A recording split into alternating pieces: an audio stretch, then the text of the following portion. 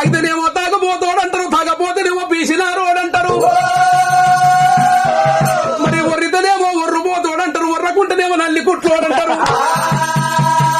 మరి తిరిగితేనేమో తిరుగుపోతోడంటారు, తిరగకుంటారు రండ ఆడదాని లెక్క ఇంతనే ఉంటాడంటారమ్మా.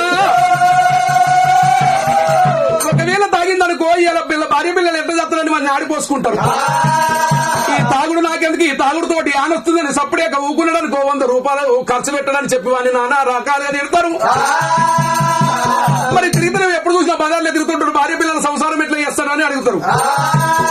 ఒకవేళ నేను ఎవరితోటి తిరుగుడేందుకు నా పని నేనే చేసుకుంటే అటు ఆడదాని లెక్క ఇంట్లో ఉంటాడు, పోతే వాయికాన్నే ఉంటాడు, 10 మందికి రాడు, 5 రూపాయలు పెట్టి రోడ్డు మీద వచ్చి ఆదాగాడు అంటారు.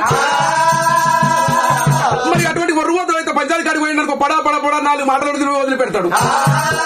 దీని మీద అమ్మయ్య చిన్నగా పంచాయతీ పెద్దగా అయ్యేసిండు, వీరి వల్ల పెద్దగా ఇంత పంచాయతీ అన్ని ఆడిపోసుకుంటారు. ఇక ఎవరితోటి నాకెందుకని చెప్పి నల్లికుంటాడైతే సప్పుడే కూర్చుంటాడు. 100 రూపాయలు ఇచ్చిన రానుభవానికి రాయి పెట్టిన ఓ కోటరు దాపించిన ఒక్క మాట అన్న మాట్లాడలేదంటారు. అమ్మో